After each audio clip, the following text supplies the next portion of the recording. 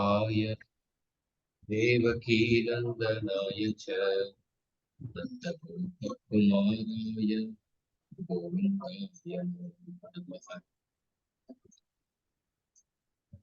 ओमज्ञानतिमिरन्धस्य ज्ञानाञ्जनशलाकया चक्षुरुन्मिलितं येन तस्मै श्रीगुरवे नमः। नमो विष्णुपादाय कृष्णप्रेष्ठाय भूतले श्रीमते भक्तिवेदान्त स्वामिनिति नामिने। नमस्ते सारस्वती देवे गौरवाणी प्रचारिणे निर्विशेषा शून्यवादी पाश्चात्य देशतारिणे। जय श्री कृष्ण चैतन्य प्रभु नित्यानंद श्री अद्वैत गदाधर श्रीवासादि गौरभक्तवृंद। हरे कृष्ण कृष्ण कृष्ण हरे हरे हरे राम राम हरे हरे।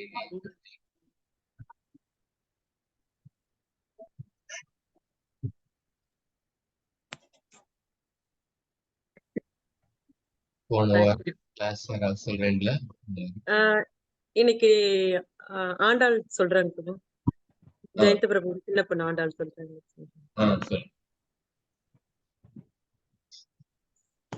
ஹரே கிருஷ்ணா பிரபு. போன வாரம் வியாசதேவர் புராணங்கள், வேதாந்த சூத்திரம், மகாபாரதம் இந்த மாதிரி நிறைய புக்ஸ் எழுதியும் திருப்தி அடையல அப்படின்னு பார்த்தோம் பிரபு. அதனால இப்ப பகவத்கீதையில கிருஷ்ணர் அவர் பகவான், அவர் தான் அர்ஜுனருக்கு குருவா இருக்காரு. அர்ஜுனர் பக்தர், அவர் சீடனா இருக்காரு. அதே மாதிரி இங்க நாரதர் பக்தர், அவரு குருவா இருக்காரு. வியாசதேவர் பகவானுடைய அவதாரம், அவர் சீடனா இருக்காரு. நாரதர் இங்க ஒரு புன்சிரிப்போட ஸ்டார்ட் பண்றாரு. ஏன்னா ஒரு பின்னாடி இன்ட்ரெஸ்டிங்கான ஒரு கொஸ்டின்ஸ் எல்லாம் கேட்க போறாரு. ஃபர்ஸ்ட் நாரதர் வியாசரை பாராசரியா அப்படின்னு அழைக்கிறாரு. ஏன்னா பராசரருடைய மகன் தான் வியாசர், அதனால அப்படி சொல்றாங்க. அடுத்து மகாபாக அப்படின்னா மிகவும் உயர்ந்தவரே, மிகவும் பாக்கியம் செய்தவரே அப்படின்னு அர்த்தம்.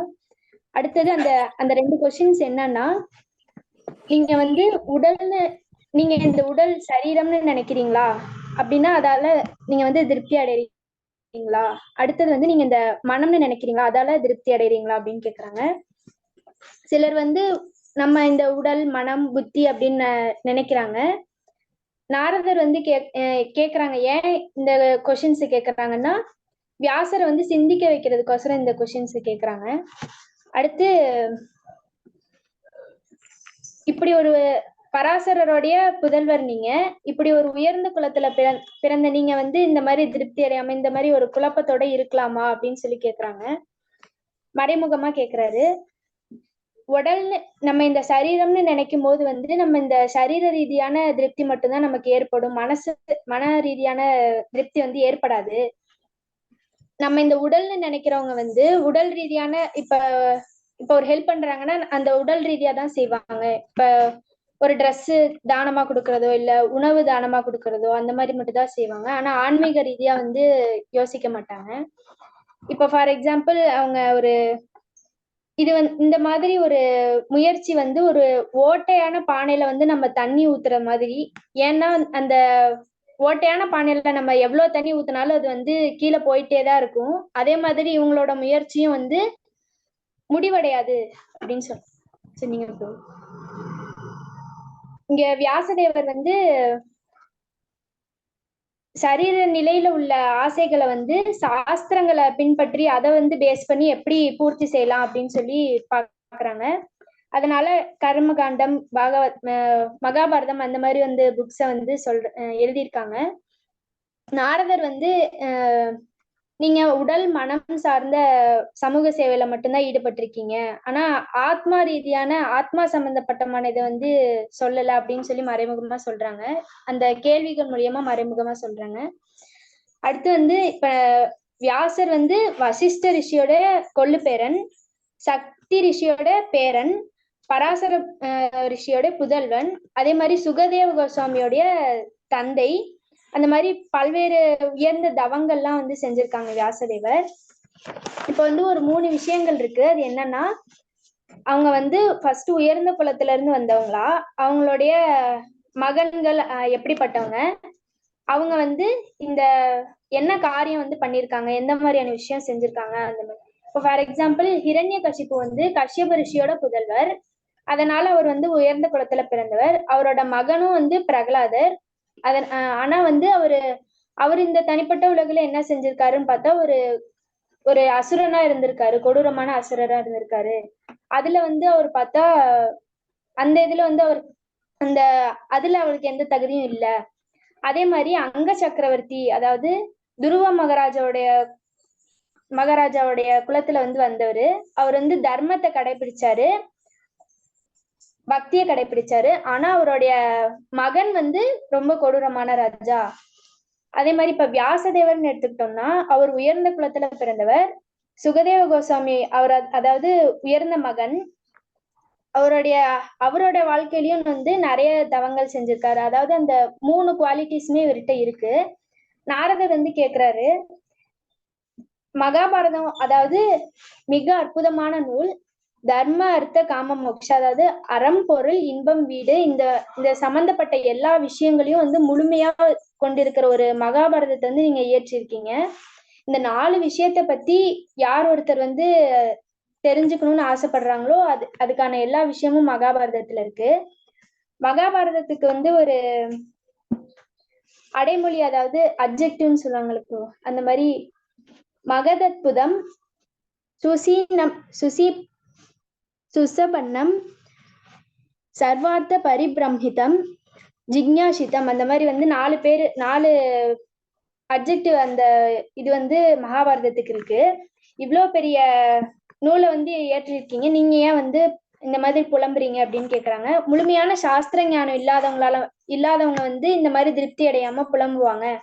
ஆனா வியாசருக்கு வந்து இந்த மாதிரி முழுமையான சாஸ்திர ஞானம் இல்லையான்னு பார்த்தா அவரு கண்டிப்பா இருக்கு.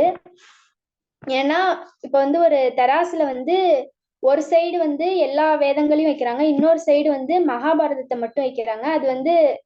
அதுதான் ரொம்ப வெயிட்டானதா இருக்கு. அப்படின்னா வந்து அது மகாபாரதம் வந்து எல்லா வேதங்களுக்கும் ஈக்குவல் ஆனது. இன்னும் சொல்ல போனா எல்லா வேதங்களையும் விடவும் வெயிட்டானது, பலமானது, அந்த மாதிரி சொல்லலாம். இவ்வளோ உயர்ந்த இதை வந்து ஏற்றிருக்கீங்க, நீங்க ஏன் வந்து இந்த மாதிரி புலம்புறீங்க அப்படின்னு கேக்குறாங்க. இன்னும் சொல்ல போனா மகாபாரதத்தை 5வது வேதம்னு கூட சொல்றாங்க. அதே மாதிரி வேதாந்த சூத்திரத்தை பத்தியும் வந்து நாரதர் இங்க புகழ்ந்து சொல்றாங்க.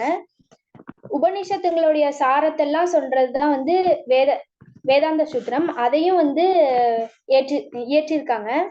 இப்போ ஒரு உபநிஷத்தம், அதாவது வேதாந்த சூத்திரத்துல வந்து குறைந்த எழுத்துக்கள் வந்து இருக்கக்கூடாது, குறைந்த எழுத்துக்கள் வந்து இருக்கணும் ஃபர்ஸ்ட். அடுத்தது வந்து சந்தேகம் இல்லாம வந்து அந்த கருத்தை வந்து வெளிப்படுத்தணும். அடுத்தது சாரமான கருத்து வந்து சொல்லப்படணும். உலகில எல்லா சூழ்நிலையிலையும் பொருத்தமான கருத்து வந்து அதுல இருக்கணும். அடுத்தது உபயோகமற்ற எழுத்து அப்படின்னு அதுல ஒண்ணு கூட இருக்கக்கூடாது. அடுத்தது வந்து பிழை இல்லாம, அதாவது தப்பு இல்லாம இருக்கணும். இதுதான் வந்து ஒரு சூத்திரத்துடைய லட்சணம்.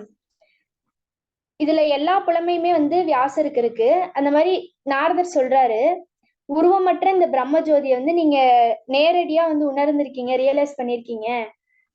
அதை வச்சுதான் நீங்க வேதாந்த சூத்திரத்தை எழுதியிருக்கீங்க. அப்புறம் ஏன் வந்து இந்த மாதிரி திருப்தி அடையாம புலம்புறீங்க அப்படின்னு கேட்கிறாங்க. வாழ்க்கையில வந்து எதையுமே சாதிக்க முடியாம, இப்ப ஏதாச்சும் ஒரு விஷயம் வந்து நம்மளால சாதிக்க முடியல அப்படின்னா வந்து புலம்புவாங்க.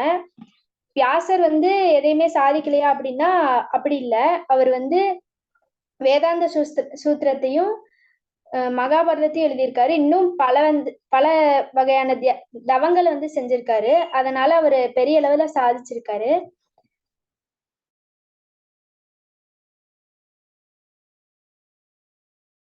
வியாசதேவர் வந்து பாமரர்கள், அதாவது புரிஞ்சுக்க முடியாதவங்களுக்காக கதை வடிவுல மகாபாரதத்தை கொடுத்திருக்காங்க. பெரும் புலவர்கள், அதாவது புத்திசாலிகளுக்கு வந்து வேதாந்த சூத்திரத்தை கொடுத்திருக்காங்க.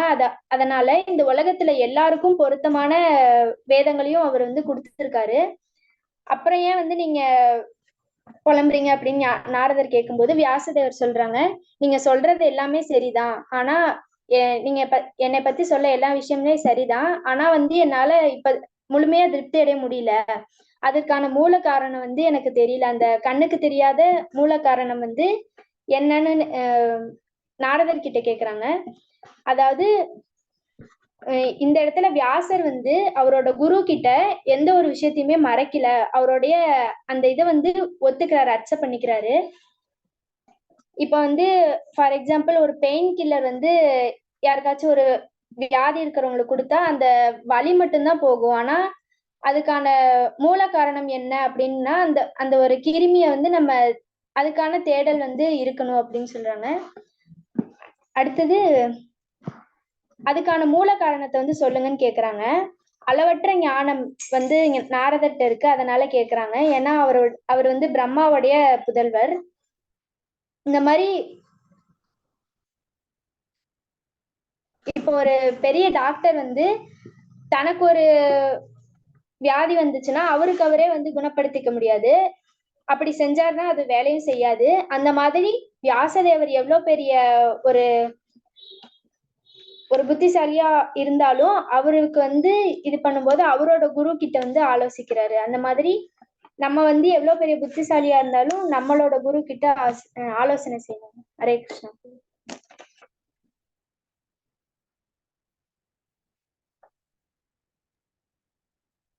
பிரமாதமா சொன்னீங்க ஆண்டாள். ஒவ்வொரு ஸ்லோகத்தினுடைய நுணுக்கமான கருத்து நல்லா நீங்க நோட் பண்ணி ஒவ்வொரு கருத்தையும் ரொம்ப விடாம சொல்லியிருக்கீங்க.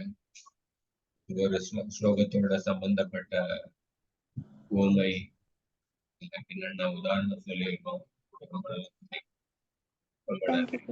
ஹரே கிருஷ்ணா.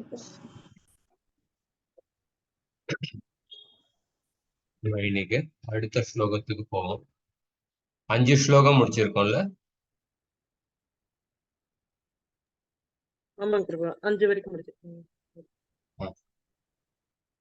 6வது ஸ்லோகத்துக்கு போவோம்.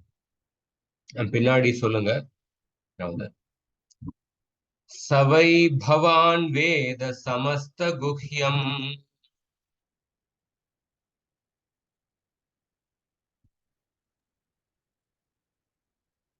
டிவோட்டிஸ் யாரோ சொல்றீங்களா? நான் சொல்றேன். இருக்கா?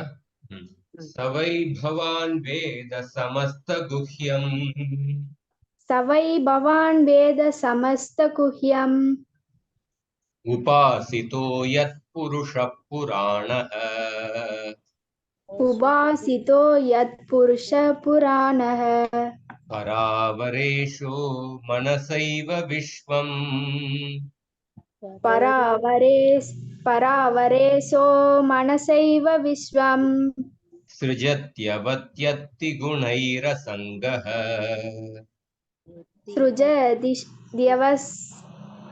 சிருஜத்யவத்யத்தி குணைரசங்கஹ ஸ்ருஜதிவதி குணைர் அசங்கஹ. மொழிபெயர்ப்பு. என் பிரபுவே, ஜட உலகை படைத்து அதை அழிப்பவரும் ஆன்மீக உலகை பராமரிப்பவரும் ஜட இயற்கையின் முக்குணங்களை கடந்தவருமான முழுமுதற் கடவுளை தாங்கள் வழிபடுவதால் மனித அறிவுக்கு எட்டாத அனைத்தையும் தாங்கள் அறிந்திருக்கிறீர். இங்க பாருங்க, இப்ப வியாசதேவர் வந்து நாரத முனியை புகழ்ந்து பேசுறார். நாரதர் வந்து இதுக்கு முன்னாடி வியாசரை புகழ்ந்து பேசியிருந்தார். நாரதர் வந்து வியாசதேவரை மூன்று விதமாக 3 கருத்துக்களை சொல்லி புகழ்ந்து பேசினார். அதே மாதிரி இங்க வியாசதேவர் வந்து 3 கருத்துக்களை சொல்லி நாரதரை புகழ்ந்து பேசுறார். நாரதர் சொன்னார் இந்த மாதிரி, நீங்கள் வந்து பராசர முனிவருடைய புதல்வன், அவ்வளவு உயர்ந்த குலத்தில் பிறந்துள்ளீர்கள் அப்படின்னு நாரதர் புகழ்ந்து பேசினார். இது முதல் கருத்து. இரண்டாவது கருத்து சொன்னார், நீங்க வந்து முழு வேதங்களுடைய ஞானம் உங்ககிட்ட இருக்கு. நான் மகாபாரதத்தை எழுதியுள்ளார். நீங்க இந்த மகாபாரதத்துல எல்லா வேதங்களுடைய கருத்து உள்ள அந்த மகாபாரதத்தை நீங்க எழுதியுள்ளீர்கள் அப்படின்னு இரண்டாவது கருத்து மகாபாரதத்தை சொல்லி அவரை புகழ்ந்து பேசினார். மூன்றாவது கருத்து, நீங்க அந்த பிரம்மத்தையே நீங்க உணர்ந்துள்ளீர்கள், வேதாந்த சூத்திரத்தை எழுதி அந்த பிரம்மத்தையே நீங்க வந்து உணர்ந்துள்ளீர்கள் அப்படின்னு மூன்று கருத்து சொல்லி புகழ்ந்து பேசியிருந்தார். இப்ப வந்து இதற்கு பதிலாக வியாசதேவர் புகழ்ந்து பேசுறார், நான் வந்து பராசர் முனிவருடைய புதல்வனாக இருக்கலாம், ஆனா நீங்க வந்து பிரம்மாவினுடைய புதல்வன், நீங்க பிரம்மாவினுடைய புதல்வன். சவை பவான் வேத சமஸ்த குஹ்யம். நீங்க பிரம்மாவினுடைய புதல்வனாக இருக்கிறதுனால தான் நீங்க வந்து அகாத போதம், அகாத போதம் இந்த வார்த்தை இதுக்கு முந்தின ஸ்லோகத்துல வந்தது. அகாத போதம்னா உங்ககிட்ட அளவற்ற ஞானம் இருக்கு, அளவற்ற ஞானம் இருக்கு அப்படின்னு சொன்னார். அதுக்கப்புறம் நான் வந்து அந்த உருவமற்ற பிரம்மஜோதியை நான் உணர்ந்துள்ளேன், ஆனா நீங்க வந்து நேரடியாக பகவானை நீங்க உபாசிக்கின்றீர்கள். அப்படி பார்க்கும்பொழுது என்னை விட உயர்ந்தவர் நீங்க தான். நான் வந்து பராசர முனிவனுடைய புதல்வன், ஆனா உங்களுடைய குலம் வந்து என்னுடைய குலத்தை விட உயர்ந்தது. நீங்க வந்து சாக்ஷாத் நான்முக கடவுள் பிரம்மாவினுடைய புதல்வன் அப்படின்னு சொன்னார். இரண்டாவது கருத்து சொன்னார், என்கிட்ட நான் எல்லா வேதங்களுடைய ஞானம் இருக்கு, ஆனா உங்ககிட்ட இருக்கின்ற ஞானம் வந்து அளவற்ற ஞானம், அகாத போதம். நான் வந்து அந்த உருவமற்ற பிரம்ம ஜோதியை நான் வந்து உணர்ந்துள்ளேன், ஆனா நீங்க வந்து நேரடியான அந்த பகவானுடைய வழிபடுகின்றீர்கள். அப்படி பார்க்கும் பொழுது எல்லா கண்ணோட்டத்திலையும் பார்க்கும் பொழுது நீங்கள் என்னை விட உயர்ந்தவர் அப்படின்னு வியாசதேவர் சொல்றார். நாரதர் வியாசரை புகழ்ந்து பேசினாலும் வியாசதேவர் வந்து பதிலுக்கு சொல்றார், இந்த மூன்று கண்ணோட்டத்திலையும், குலத்தின் கண்ணோட்டத்துல பார்த்தாலும், ஞானத்தின் கண்ணோட்டத்துல பார்த்தாலும், அல்லது அந்த உருவமற்ற பிரம்மஜோதி நான் உணர்ந்துள்ளேன், ஆனா இந்த கண்ணோட்டத்தில் பார்க்கும் பொழுதும் இந்த மூன்று கண்ணோட்டத்திலையும் நீங்கள் வந்து என்னை விட உயர்ந்தவர். ஏன்னா உங்களுடைய குலம் என்னுடைய குலத்தை விட உயர்ந்தது. என்கிட்ட வேதங்களுடைய ஞானங்கள் இருந்தாலும் உங்ககிட்ட இருக்கின்ற ஞானம் வந்து அகாத போதம், அளவற்ற ஞானம். நீங்க எல்லாவற்றையும் அறிந்தவர். நான் வந்து உருவமற்ற பிரம்மஜோதியை அறிந்துள்ளேன், ஆனா நீங்க வந்து அந்த பகவானையே நீங்க வந்து நேரடியாக வழிபடுகின்றீர்கள். இந்த ஸ்லோகத்துல பார்க்கும் பொழுது சவை பவான் வேத சமஸ்த குஹ்யம், சவை பவான், இதுக்கு வந்து விஸ்வநாத் சக்கரவர்த்தி சொல்றார், சவை பவான்னா நீங்கள் வந்து பகவானுடைய அவதாரம். நாரத முனிவர் வந்து பகவானுடைய சக்தியாவேஷ அவதாரம். சக்தியாவேஷ அவதாரம்னா ஒரு ஜீவாத்மா, நாரத முனிவர் ஒரு ஜீவாத்மா, ஆனா பகவான் வந்து நாரத முனிவர் கிட்ட அந்த பக்தியை பரப்புவதற்கான அந்த சக்தியை கொடுத்துள்ளார். அதனால அவரை சக்தியாவேஷ அவதாரம்னு சொல்றோம். வியாசதேவர் சொல்றார், சவை பவான், நீங்க வந்து பகவானுடைய சக்தியாவேஷ அவதாரம். சமஸ்த குஹ்யம் வேத, நீங்கள் வந்து எல்லா விதமான ரகசியமான ஞானத்தை நீங்கள் அறிந்துள்ளீர்கள். சமஸ்த குஹ்யம் வேத. ஏன் உங்களுக்கு எல்லா ரகசியமான ஞானம் உங்களுக்கு தெரியும்னா, உபாசித்தோ யத் புருஷ புராண, ஏனென்றால் நீங்கள் வந்து புராண புருஷம், நீங்கள் வந்து அந்த ஆதி மூலமான பகவானாகிய அந்த பகவானை நீங்கள் வழிபடுகின்றீர்கள். அதனால உங்களுக்கு எல்லா விதமான ரகசிய ஞானங்கள் தெரியும். அந்த பகவான் எப்படிப்பட்டவர்? புராண புருஷம். பராவரேஷு, பர அவர ஈஷ. பராவரேஷு அப்படின்னா அந்த பகவான் வந்து இந்த உலகத்தில் உள்ள எல்லா விதமான காரணங்களுக்கும் விளைவுகளுக்கும் ஈஸ்வரனாக அவர்தான் இருக்கின்றார். அப்படிப்பட்ட பகவான், அப்படிப்பட்ட பகவானை நீங்க வழிபடுகின்றீர்கள். மனசைவ விஸ்வம், அப்படிப்பட்ட பகவான் சிருஜத்யவத்யத்தி, இந்த உலகத்தை சிருஷ்டி செய்கின்றார், பராமரிக்கின்றார், அழிக்கின்றார். மனசைவ விஸ்வம், மனசா ஏவ விஸ்வம் அப்படின்னா இந்த உலகத்தை சிருஷ்டி செய்யும் பொழுது, பராமரிக்கும் பொழுது, அழிக்கும் பொழுது அவருடைய உள்ளத்தில் எந்தவித விகாரம் அடையாமல் சிருஷ்டி செய்கின்றார், பராமரிக்கின்றார் மற்றும் அழிக்கின்றார். பல பேர் சப்போஸ் ஒருத்தர் ஒரு கட்டடத்தை கட்டுறார், பராமரிக்கின்றார். அப்படி பார்க்கும்பொழுது அவருடைய மனசுக்குள்ள ஒரு பற்று ஏற்பட்டு விடுகின்றது. ஆனால் பகவான் எந்தவித விகாரம், மனசுக்குள்ள எந்தவித விகாரம் ஏற்படாமல் இந்த உலகத்தை படைக்கின்றார், பராமரிக்கின்றார் மற்றும் அழிக்கின்றார். குணைர் அசங்க, குணைர் அசங்க அப்படின்னா அந்த பகவான் மனசா ஏவ, மனசா ஏவ அப்படின்னா இதுக்கு என்ன அர்த்தம்னா தன்னுடைய இச்சையினாலேயே இந்த உலகத்தை படைக்கின்றார். அவர் ஒரு முயற்சி செய்ய வேண்டிய அவசியம் இல்லை. தன்னுடைய இச்சையினாலேயே அவர் இந்த உலகத்தை, இச்சை தன்னுடைய ஆசையினாலேயே அவர் ஒரு கடும் உழைப்பு செய்ய வேண்டிய அவசியம் இல்லை. தன்னுடைய இச்சையினாலேயே இந்த உலகத்தை படைக்கின்றார், பராமரிக்கின்றார் மற்றும் அழிக்கின்றார். அதை செய்யும் பொழுது குணைர் அசங்கக, 3 குணங்களிலும் பாதிக்கப்படாத அந்த ஆன்மீக நிலையில் இருந்து கொண்டு இந்த காரியத்தை வெறும் தன்னுடைய இச்சை மூலமாகவே செய்கின்றார். அப்படிப்பட்ட பகவானுடைய வழிபடு நீங்கள் நேரடியாக அப்படிப்பட்ட பகவானை நீங்கள் நேரடியாக வழிபடுகின்றீர்கள். அதனால் உங்ககிட்ட எல்லா விதமான ரகசிய ஞானங்கள் தெரியும். சமஸ்த குஹ்யம் வேத அப்படின்னு வியாசதேவர் நாரதரை புகழ்ந்து சொல்றார். அடுத்த ஸ்லோகத்துல இன்னும் புகழ்ந்து சொல்றார். என் பின்னாடி சொல்லுங்க. त्वं पर्यटन अर्क इव त्रिलोकी,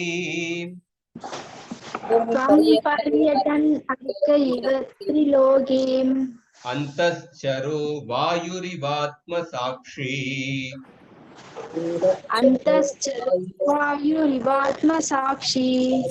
परावरे ब्रह्मणि धर्मतो व्रतै,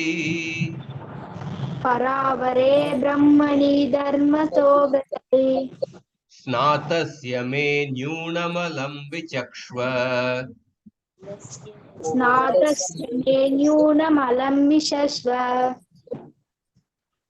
மொழிபெயர்ப்பு படிங்க.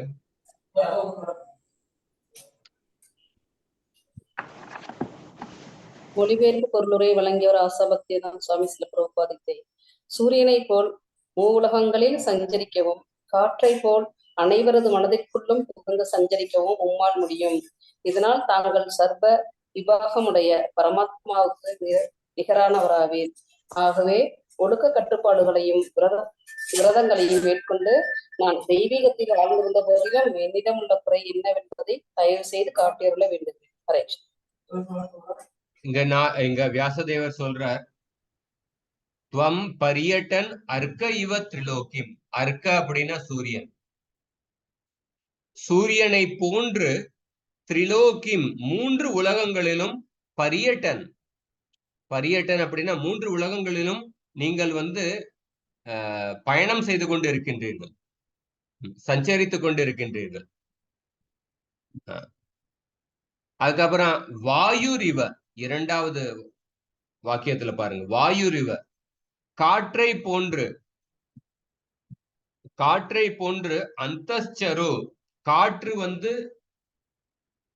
வெளியிலேயும் இருக்கு, நம்மளுடைய உடலுக்குள்ளேயும் இருக்கு.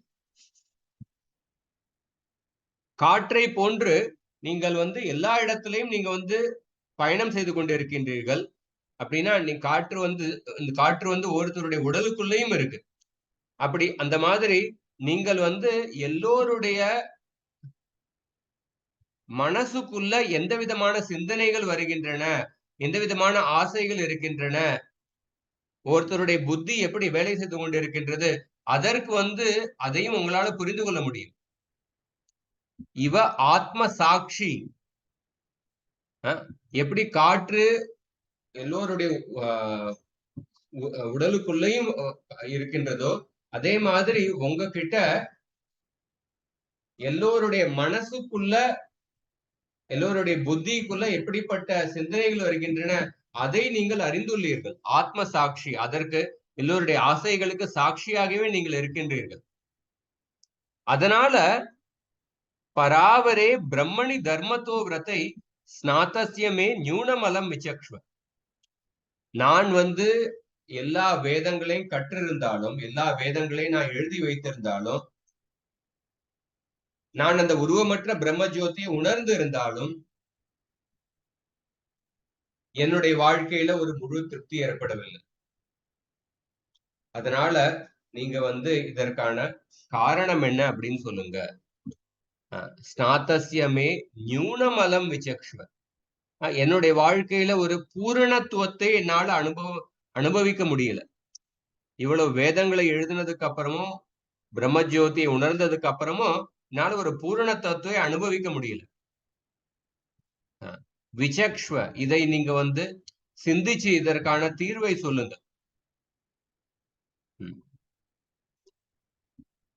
இங்க பார்க்கும் பொழுது பராவரே பிரம்மணி தர்மத்தோ விரத்தை. தர்மத்தோ விரத்தை அப்படின்னா, நான் எல்லா தர்மங்களையும் சரியாக கடைபிடித்துள்ளேன். அந்த அந்த பிரம்மத்தை அடைவதற்கான எல்லா தர்மங்களையும் சரியாக கடைபிடித்துள்ளேன். பரே பிரம்மணி அவரே பிரம்மணி. வேதங்களில் என்னென்ன தர்மம் சொல்லப்பட்டிருக்கோ அதை சரியாக படித்து அதை சரியாக கடைபிடித்துள்ளேன். அப்படி கடைபிடித்ததுக்கு அப்புறமும் என்னால ஒரு முழுமையான ஆனந்தத்தை என்னால அடைய முடியவில்லை. நியூனம். என்னுடைய மனசுக்குள்ள ஒரு அபூர்ணம், ஒரு முழுமையை என்னால அனுபவிக்க முடியல. இதற்கான காரணம் என்ன அப்படின்னு சொல்லுங்க. புஸ்தகத்திலிருந்து புஸ்தக ரீதியா பார்க்கும் பொழுது புஸ்தகத்தில் சொல்லப்பட்டுள்ள எல்லா தர்மங்கள், எல்லா விதிமுறைகளையும் நான் கடைபிடித்துள்ளேன். ஆனா அப்படி இருந்தாலும் என்னுடைய மனசுக்குள்ள ஒரு பூரண ஆனந்தத்தை அனுபவிக்க முடியல. புஸ்தக ரீதியா பார்க்கும்பொழுது நான் எதையும் நான் விட்டு விடல. எந்த தர்மத்தையும் நான் விடாம விட்டு விடல. எல்லா தர்மத்தையும் சரியாக செஞ்சிருக்கேன். புஸ்தக ரீதியா பார்க்கும் பொழுது நான் எந்த பிழையும் செய்யல. ஆனா அனுபவ ரீதியா பார்க்கும் பொழுது எனக்கு ஒரு பூரண ஆனந்தத்தினுடைய அனுபவம் ஏற்படல. என்னுடைய மனசுக்குள்ள ஒரு திருப்தி இல்லாத உணர்வு இருக்கின்றது. அப்படி பார்க்கும் பொழுது நான் கடைபிடித்ததுல ஏதோ ஒரு குறை இருக்கிறது போல இருக்கு. நான் கடைபிடித்த தர்மங்கள்ல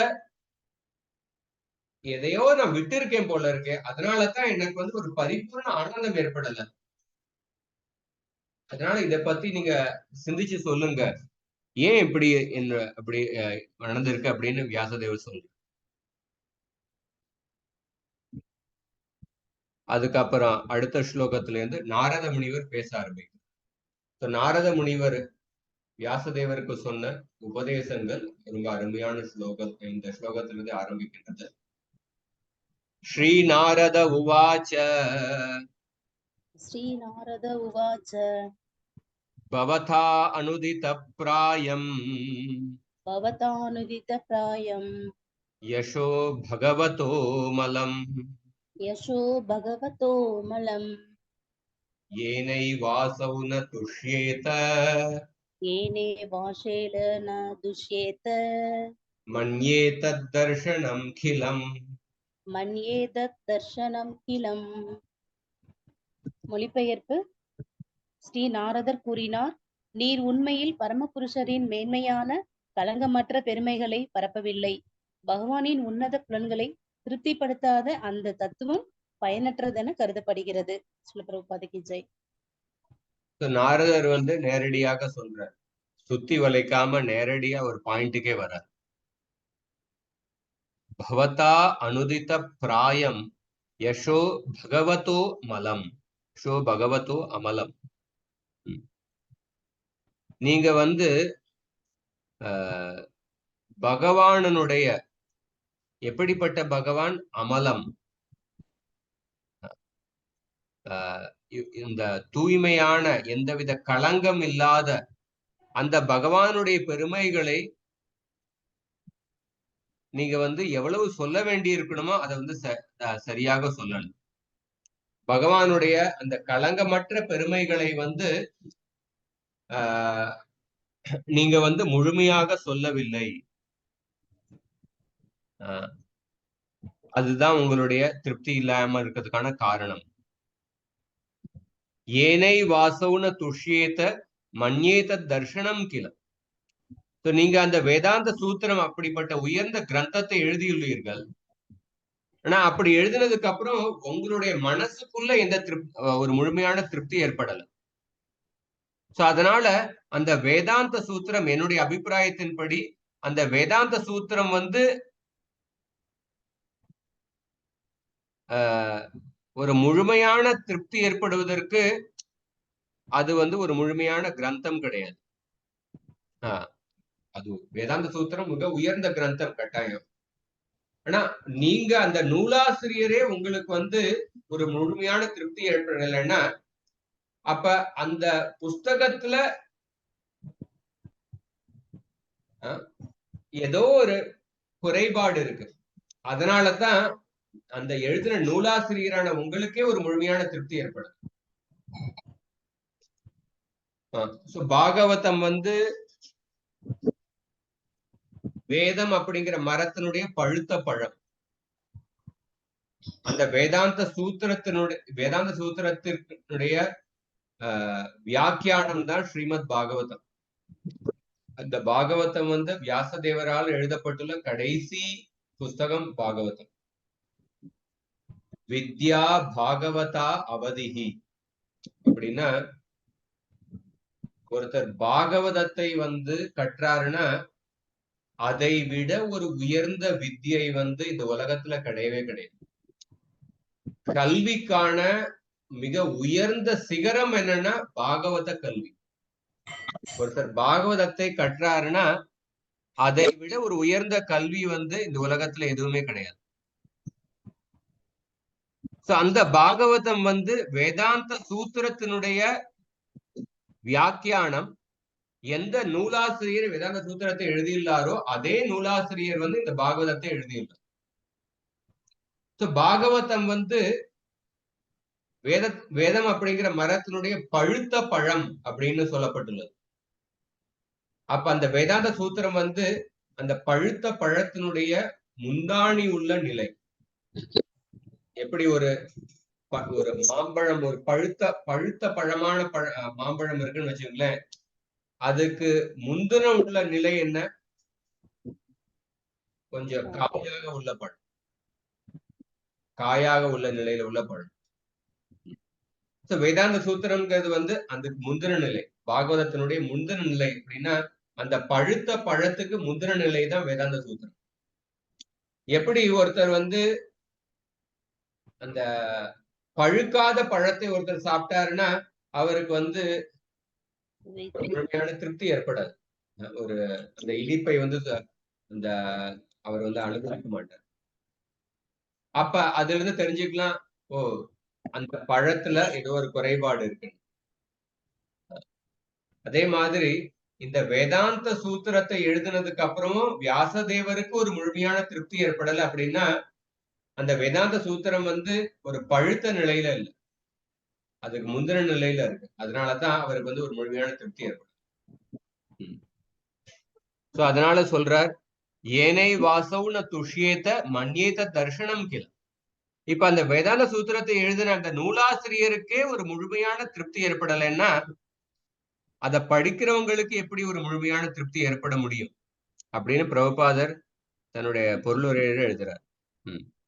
அதனால இந்த வேதாந்த சூத்திரத்துல இது வந்து உயர்ந்த புஸ்தகம், மிக உயர்ந்த புஸ்தகம். ஆனா அப்படி இருந்தாலும் அதுலயும் சில குறைபாடுகள் இருக்கு ஏதோ.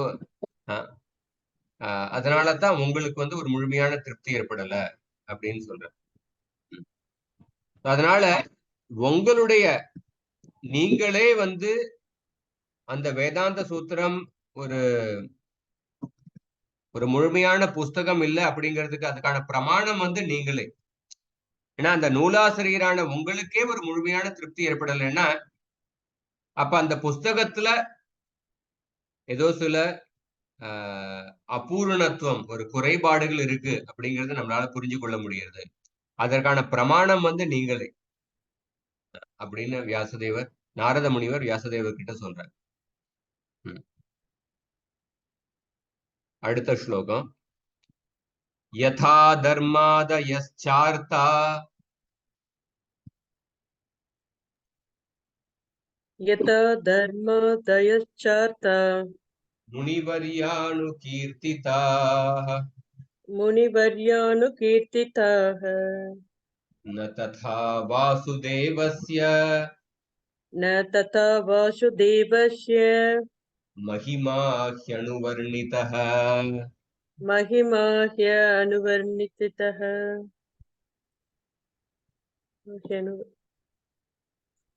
பெரும் முனிவராகிய நீர் மதச் சடங்குகளுடன் ஆரம்பமாகும் 4 கொள்கைகளை மிகவும் விரிவாக விளக்கிய போதிலும் பரமபுருஷராகிய வாசுதேவனின் மகிமைகளை விளக்கவில்லை. இங்க வந்து நாரதர் சொல்றார், யதா தர்மாதயச்சார்த்தா முனிவர்யானு கீர்த்திதா. நீங்க எந்த அளவுக்கு தர்ம அர்த்த காம மோக்ஷ, அறம் பொருள் காமம் மற்றும் வீடு, எந்த அளவுக்கு இந்த 4 விஷயங்களை நீங்க எழுதியிருக்கீங்களோ அந்த அளவுக்கு பகவான் கிருஷ்ணருடைய பெருமைகளை நீங்க நேரடியாக எழுதவில்லை. எந்த அளவுக்கு நீங்க தர்ம, அறம் பொருள், இன்பம் மற்றும் வீடு இதை பத்தி நீங்க எழுதியிருப்பீர்களோ அந்த அளவுக்கு நீங்க வந்து கிருஷ்ணருடைய பெருமைகளை நீங்க வந்து எழுதல. அந்த அளவுக்கு கிருஷ்ணருடைய பெருமைக்கு நீங்க முக்கியத்துவம் கொடுக்கல. ஒருத்தர் வந்து கடைக்கு போனாரு, ஹோட்டலுக்கு போனாரு. அந்த ஹோட்டல்ல மெனு கார்டுல பார்த்தார். அங்க மெனு கார்டுல சப்பாத்தி பரோட்டா ஆர்டர் பண்ணாரு. சப்ஜி என்ன காய்கறி ஆர்டர் பண்ணலான்னு பார்த்தார். அங்கூர் போக்லா சப்ஜி அப்படின்னு இருந்துச்சு.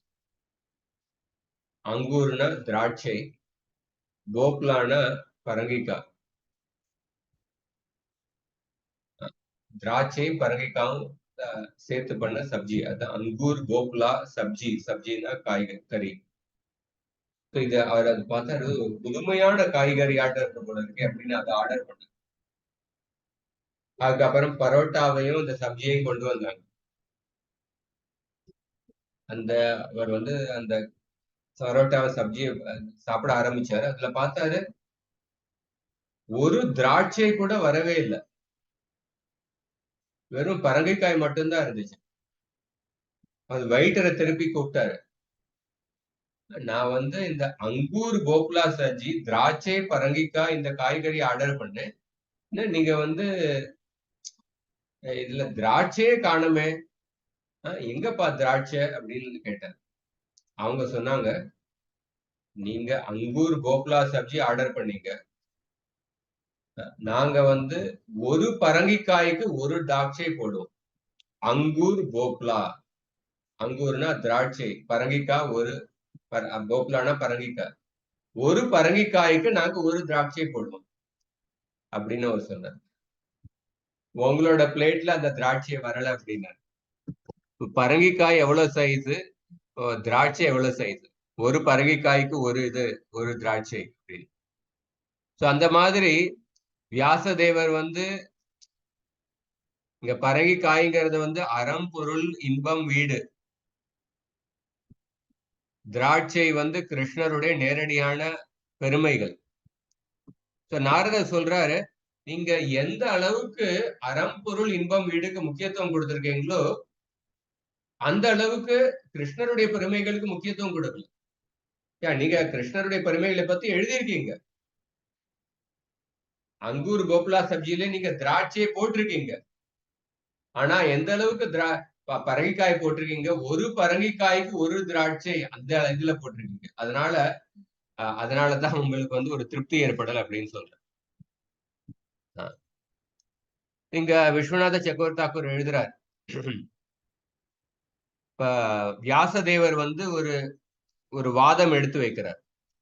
நான் பத்ம புராணத்துல மற்றும் பல புராணங்கள்ல கிருஷ்ணருடைய தெய்வீக குணங்கள் லீலைகளை பத்தி நான் எழுதியுள்ளேன். நீங்க எப்படி சொல்லலாம் நான் எழுதவே இல்லை அப்படின்னு நீங்க எப்படி சொல்லலாம், நான் வந்து எழுதியுள்ளேனே அப்படின்னு சொன்னார்.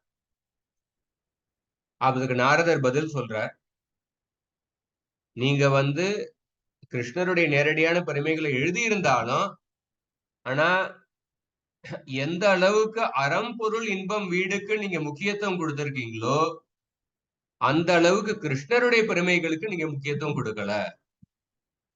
அறம் பொருள் இன்பம் வீடு வந்து இது ஒரு மனிதனுடைய இலக்காக இருந்தாலும் கிருஷ்ணருடைய பெருமைகளோடு ஒப்பிட்டு பார்க்கும் பொழுது இது வந்து மிக தாழ்ந்தது.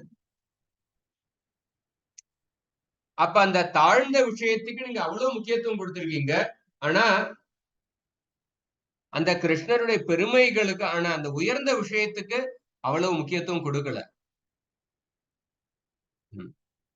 அப்படின்னு சொல்ற. அதுக்கப்புறம் இன்னொரு காரணம் சொல்ற, பகவான் கிருஷ்ணர் அந்த கிருஷ்ணர் மேல அன்பை வளர்த்து கொள்வதுதான் நம்மளுடைய மனித வாழ்க்கையினுடைய உயர்ந்த லட்சியம். அப்படிப்பட்ட உயர்ந்த லட்சியத்தை நீங்க வந்து மனித வாழ்க்கையினுடைய மிக உயர்ந்த லட்சியம் அப்படின்னு நீங்க தெளிவாக எடுத்து சொல்லல. கிருஷ்ணருடைய நேரடியான அன்பை வளர்த்து கொள்வது அதுதான் மனித வாழ்க்கையினுடைய மிக உயர்ந்த லட்சியம். அதை வந்து நீங்க தெள்ளன் தெளிவாக எடுத்து சொல்லல. அதுவும் உங்களுடைய திருப்தி இல்லாம இருக்கிறதுக்கான காரணம் அப்படின்னு சொல்ற. அதுக்கப்புறம் மூன்றாவது கருத்து சொல்ற, நீங்க வந்து கிருஷ்ணருடைய பெருமைகளை பல புராணங்கள்ல சொல்லி இருந்தாலும், ஆனா பல இடத்துல அந்த கிருஷ்ணருடைய பெருமைகளை ஒரு கருவியாக உபயோகப்படுத்தி எப்படி ஒருத்தர் மோட்சத்தை அடையலாம், சொர்க்கத்தை அடையலாம், அந்த கண்ணோட்டத்துல நீங்க சொல்லியிருக்கீங்க. மோட்சத்தை அடைவதற்கு, சொர்க்கத்தை அடைவதற்கு ஒருத்தர் கிருஷ்ண பக்தி செய்ய வேண்டும் அப்படின்னு கிருஷ்ண பக்தி ஒரு கருவியாக அப்படி நீங்க சொல்லியிருக்கீங்க. சோ அப்படிப்பட்ட கிருஷ்ணருடைய பெருமைகள், கிருஷ்ணருடைய தூய பக்தி, அதுக்கு நம்ம எவ்வளவு உயர்ந்த முக்கியத்துவம் கொடுக்கணும். அப்படி உயர்ந்த முக்கியத்துவம் கொடுக்காம இருக்கிறதுனால தான் உங்களுடைய மனதுல ஒரு முழுமையான திருப்தி ஏற்படல அப்படின்னு சொல்ற. அதுக்கு வியாசதேவர் பதில் சொல்றார்.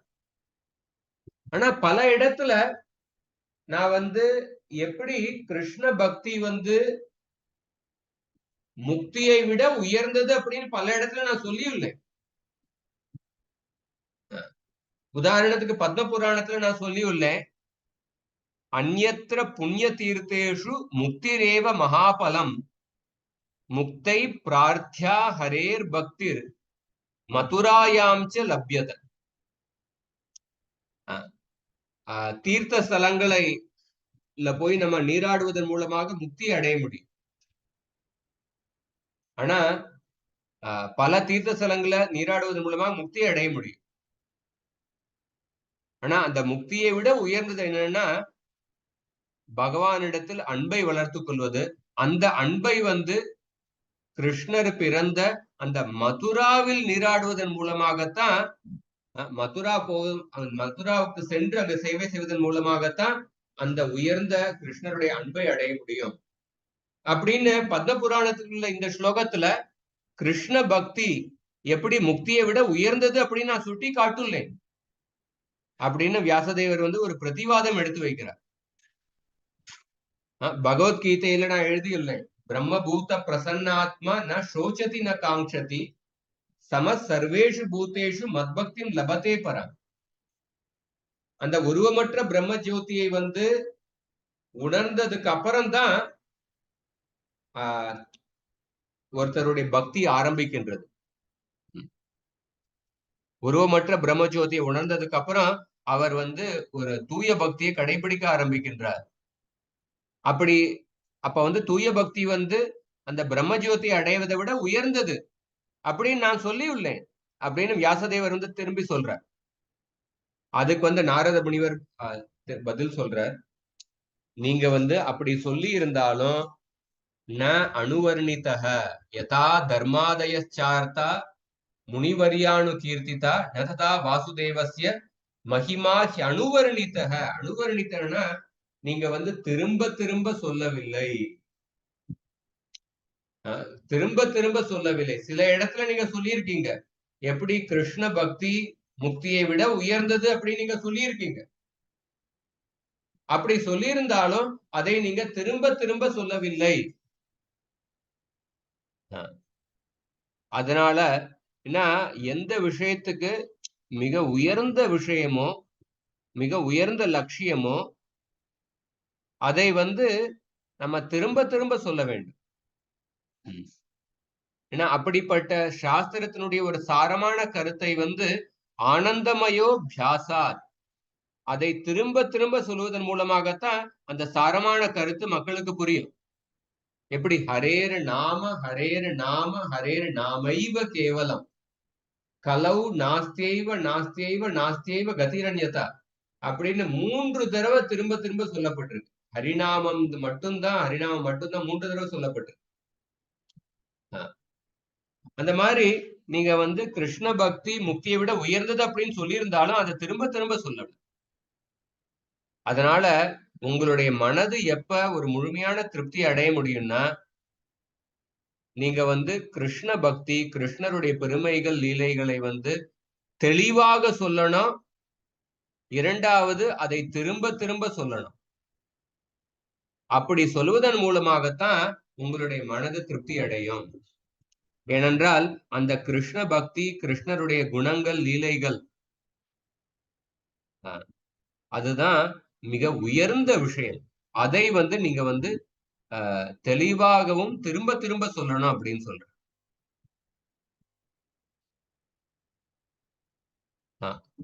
இப்ப அடுத்த ஸ்லோகத்துக்கு போவோம். அடுத்த 2 ஸ்லோகம் ரொம்ப முக்கியமான ஸ்லோகம். நயத்வச்சித்ரபதம் ஹரேர்யசோ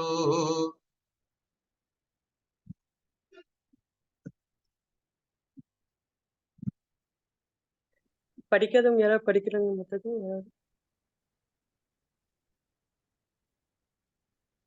இந்திரசக்தி மத்தாஜ் படிக்கிறீங்களா?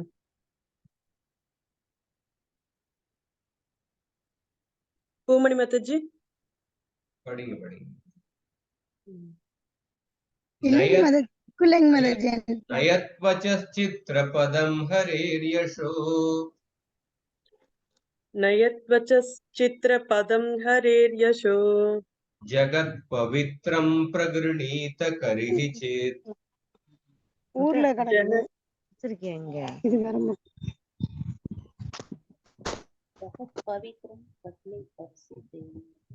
ததுவாயசம் தீர்த்தமுஷந்தி மானசம்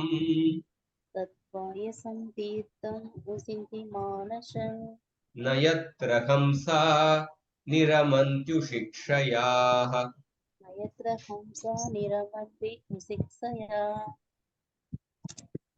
மொழிபெயர்ப்பு: பிரபஞ்சத்தில் முழு சூழ்நிலையையும் தூய்மைப்படுத்தக்கூடியவர் பகவான் ஒருவரே ஆவார். அவரது பெருமைகளை விவரிக்காத அந்த சொற்கள் காக்கைகளை போன்ற காமிகளின் தீர்த்தம் என்று புண்ணிய புருஷர்களால் கருதப்படுகின்றன. பூரணத்துவம் பெற்றவர்கள் பரலோகவாசிகளாக இருப்பதால் காக்கைகளுக்குரிய இடத்தில் அவர்கள் எவ்வித இன்பத்தையும் பெறுவதில்லை. பிரபுபாதகி ஜெய். இந்த ஸ்லோகத்துல நாரதர் சொல்றார்,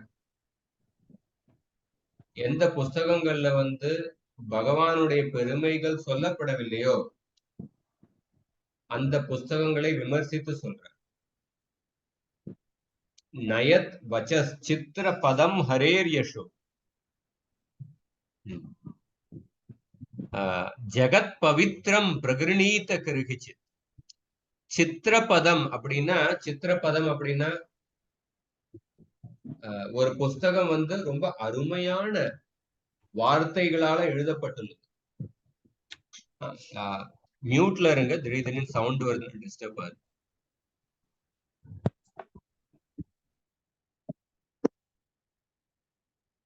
சித்திரபதம் அப்படின்னா அருமையான ஓமானம். எப்படி தமிழ்லயும் நம்ம செந்தமிழ் வாக்கியங்கள்ல பார்த்தோம்னா ரொம்ப அருமையான ஓமை, உயர்ந்த வார்த்தைகளை உபயோகப்படுத்தி எழுதியிருப்பாங்க. திவ்ய பிரபந்தத்துல நாலாயிர திவ்ய பிரபந்தம் அல்லது திருப்பாவை, திருவம்பாவை, தொல்காப்பியம், இந்த மாதிரி அந்த இலக்கியங்கள்லாம் பார்க்கும் பொழுது அந்த அவ்வளவு உயர்ந்த சொற்களை உபயோகப்படுத்தி அருமையான ஓமையெல்லாம் உபயோகப்படுத்தி அலங்கார மூலமாக எழுதப்பட்டிருப்பாங்க. சித்திரப்பதம் ஒரு புஸ்தகத்துல வந்து அப்படிப்பட்ட ஒரு உயர்ந்த வார்த்தைகளால எந்தவித இலக்கண பிழை இல்லாமல் அப்படிப்பட்ட புஸ்தகம் எழுதப்பட்டுள்ளது. ஆனா அந்த புஸ்தகத்துல பகவானுடைய பெருமைகள் எழுதப்படவில்லை. பகவானுடைய பெருமைகள் ஹரேர் யஷ, ஹரேர் யஷ, ஹரியினுடைய புகழ். ஹரியினுடைய புகழுக்கான முக்கியத்துவம் என்னன்னா ஜெகத் பவித்ரம். அந்த பகவானுடைய பெருமைகள் வந்து ஜெகத் பவித்ரம், உலகத்தையே தூய்மைப்படுத்துகின்ற அந்த சக்தி பகவானுடைய பெருமைகள் கிட்ட இருக்கு. அந்த பகவானுடைய பெருமைகளை ஒருத்தர் எழுதும் பொழுது அது வந்து அதை எழுதுகின்ற அந்த நூலாசிரியருக்கு மட்டுமல்ல, உலகத்தையே தூய்மைப்படுத்துகின்ற அந்த சாமர்த்தியம் பகவானுடைய பெருமைகள் கிட்ட இருக்கு. நூலாசிரியருக்கு மட்டும், நூலாசிரியருக்கு முழுமையான திருப்தி ஏற்படும். ஆனா அது மட்டுமல்ல, உலகத்தையே தூய்மைப்படுத்துகின்ற சக்தி பகவானுடைய பெருமைகள் கிட்ட இருக்கு. ஜெகத் பவித்ரம் பிரகிருணீத்த கருகிச்சு. ஆனா அப்படிப்பட்ட பகவானுடைய பெருமைகள் ஒரு புஸ்தகத்துல எழுதப்படல. ஆனா அந்த புஸ்தகம் வந்து உயர்ந்த எழுத்துக்களால, சித்திரபதம், உயர்ந்த வார்த்தைகளால, இலக்கண பிழை இல்லாமல் உயர்ந்த ஓமானம், ஓமை, அலங்காரம் இதெல்லாம் உபயோகப்படுத்தி எழுதியிருக்காங்க. ஆனா அப்படிப்பட்ட புஸ்தகத்தை வந்து தது வாயசம் தீர்த்தம் உஷந்தி மானசா, அப்படிப்பட்ட புஸ்தகத்தை வந்து பக்தர்கள் எப்படி பார்ப்பாங்கன்னா, அந்த அந்த புஸ்தகம் வந்து ஒரு காக்காய் சாப்பிடுகின்ற குப்பை தொட்டி, அந்த மாதிரிதான் பக்தர்கள் அப்படிப்பட்ட புஸ்தகத்தை பார்ப்பாங்க. அந்த பக்தர்களுடைய குணங்கள் என்ன? தது வாயசம் தீர்த்தம் உஷந்தி மானசா. அந்த எப்படிப்பட்ட பக்தர்கள்னா, எந்த பக்தர்கள் வந்து அவங்களுடைய மனசுக்குள்ள எப்பொழுதுமே பகவானை நினைத்து கொண்டிருக்கின்ற அப்படிப்பட்ட பக்தர்கள். உஷந்தி மானசா, நயத்ர ஹம்சா, நிரமந்த் உஷிக்ஷயா, பகவானை பற்றியே மனதில் அவங்களுடைய சிந்தனைகள் மூழ்கி இருக்கின்ற அப்படிப்பட்ட பக்தர்கள் வந்து இந்த மாதிரியான புஸ்தகம், எந்த மாதிரியான புஸ்தகம்? பகவானுடைய பெருமைகள் சொல்லப்படாத, ஆனால் மிக அருமையான வார்த்தைகளை உபயோகப்படுத்தி எழுதப்பட்டுள்ள புஸ்தகம். அப்படிப்பட்ட புஸ்தகத்தை பகவத் சிந்தனையில் எப்பொழுதும் மூழ்கி இருக்கின்ற பக்தர்கள் வந்து இப்படிப்பட்ட புஸ்தகத்தை ஒரு காக்கை சாப்பிடுகின்ற குப்பை தொட்டி அப்படின்னு நினைப்பாங்க.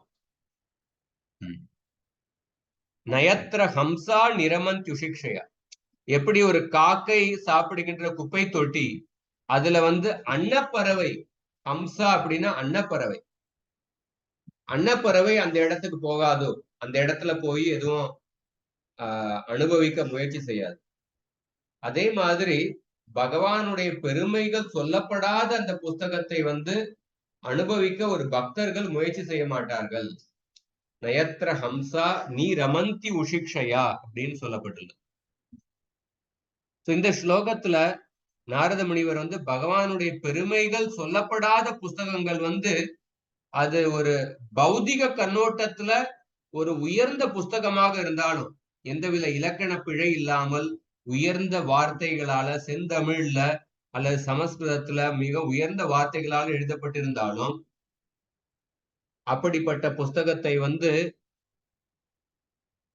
அந்த பகவத் சிந்தனையில் மூழ்கி இருக்கின்ற பக்தர்கள் அப்படிப்பட்ட புஸ்தகத்தை ஒரு காக்கை சாப்பிடுகின்ற குப்பை தொட்டி அப்படிதான் பார்ப்பார்கள் அப்படின்னு சொன்னார். அப்படின்னா பகவானுடைய பெருமைகள் தான் ஒரு புஸ்தகத்தினுடைய உயிர் நாடி.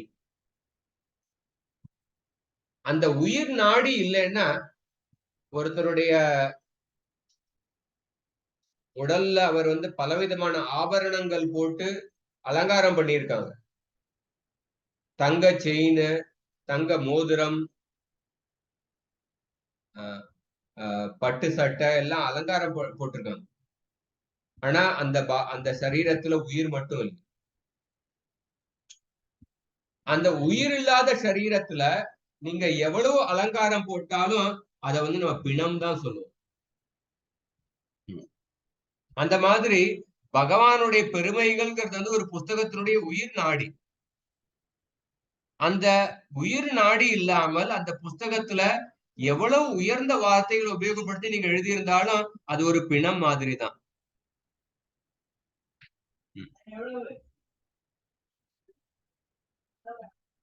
அதனால அப்படின்னு கிருஷ்ணா செகோர் தாக்கூர் எழுதுறார். அதுக்கப்புறம் சொல்றார், அப்படிப்பட்ட புஸ்தகம் வந்து ஒரு காக்காய் சாப்பிடுகின்ற ஒரு குப்பை தொட்டி மாதிரி. எப்படி காக்காய் வந்து மற்றவர்கள் சாப்பிட்டு எரிந்த எச்சில் எங்க இருக்கோ அங்க போய் காக்காய் சாப்பிடும். அப்படி அங்க அத போய் காக்காய் சாப்பிட போகும். அதே மாதிரி அந்த பகவானுடைய பெருமைகள் இல்லாத புஸ்தகத்தை வந்து எப்படிப்பட்ட நபர்கள் வந்து விரும்பி படிக்க விரும்புவாங்கன்னா, எந்த நபர்களுடைய மனசுக்குள்ள காம சிந்தனைகள் அல்லது பேராசை இதெல்லாம் அதிகமா இருக்கின்றதோ அப்படிப்பட்ட நபர்கள் தான் அந்த பகவானுடைய பெருமைகள் இல்லாத அந்த புஸ்தகத்தை விரும்பி படிப்பார்கள். ஒரு அன்னப்பறவை போன்ற பக்தர்கள் அப்படின்னா பகவத் சிந்தனையில் மூழ்கி இருக்கின்ற அந்த அன்னப்பறவை போன்ற பக்தர்கள் வந்து அப்படிப்பட்ட புஸ்தகத்தை படிப்பதில் அவங்களுக்கு வந்து ஒரு ஆர்வம் இருக்காது. அப்படிப்பட்ட புஸ்தகத்தில் அவங்க வந்து ருசித்து படிக்க மாட்டார்கள். நயத்ர ஹம்சா நிரமந்துஷிக்ஷயா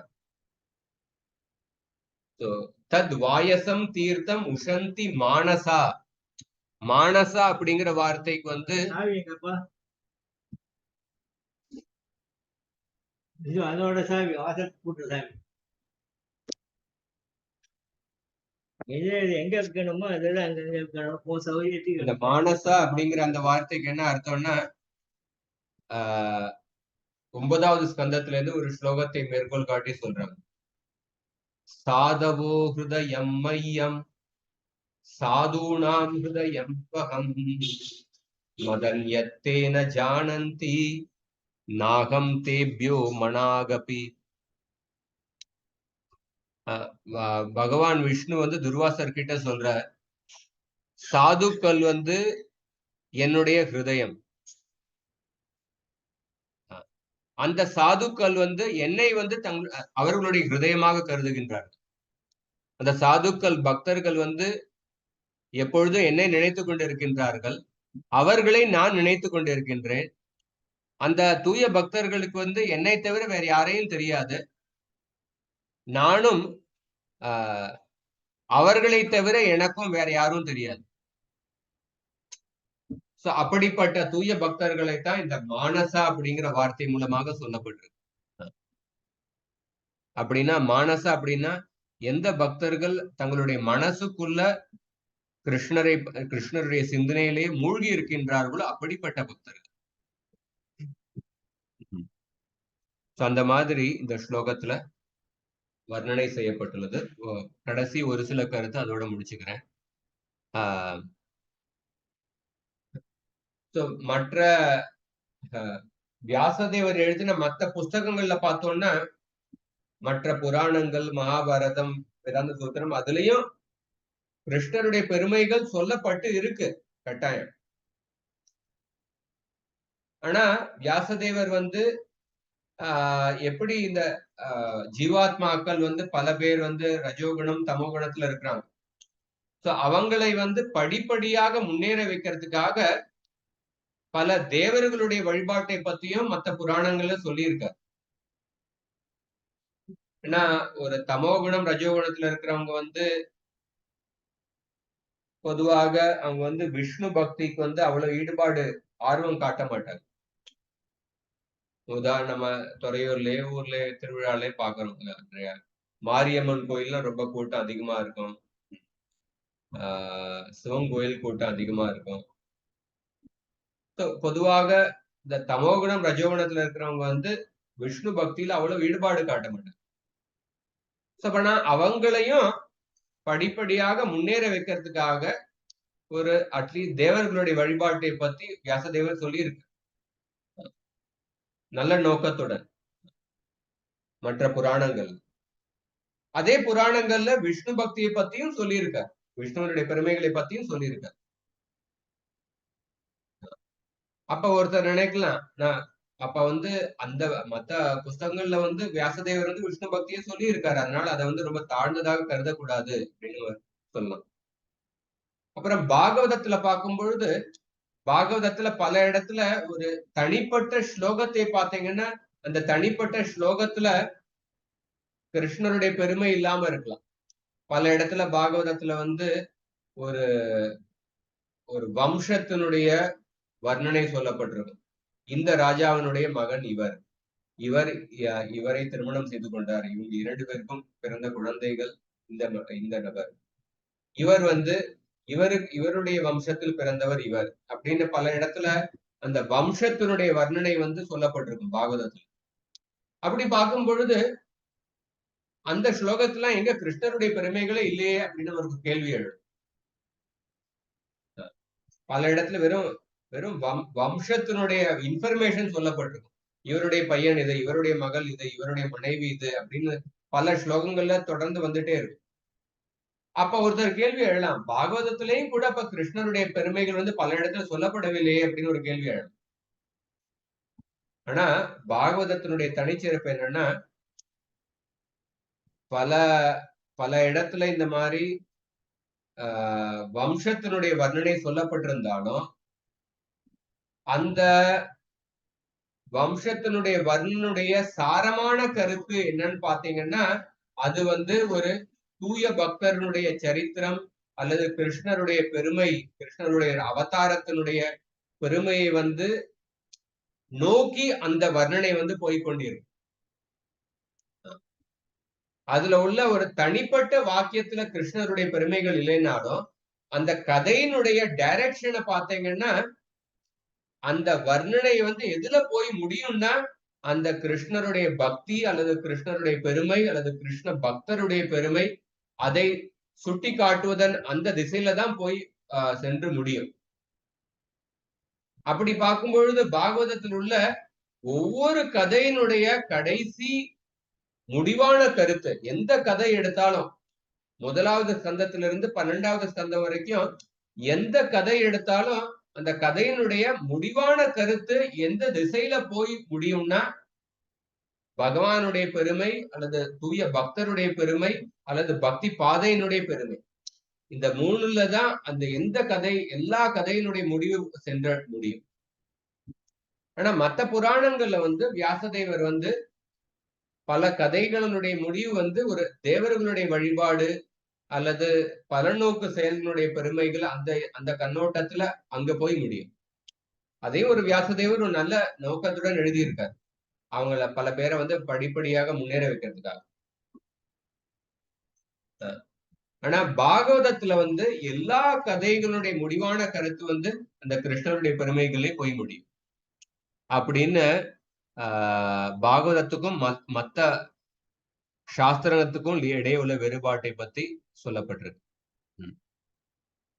அதுக்கப்புறம் 11வது ஸ்லோகத்திலிருந்து நம்ம அடுத்த வாரம் பார்ப்போம். ஹரே கிருஷ்ணா.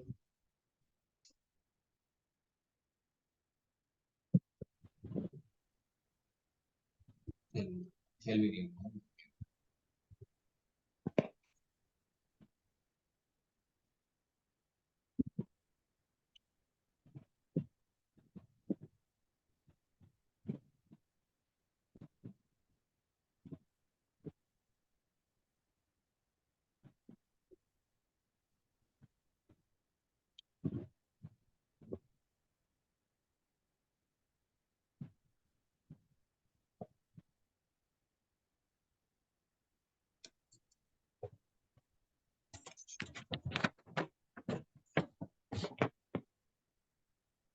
சரி, இதோட முடிச்சுக்குவோம் இந்த புத்தகம். ग्रंथरा श्रीमद् भागवतम की जय, श्रील प्रभुपाद की जय, गौर भक्त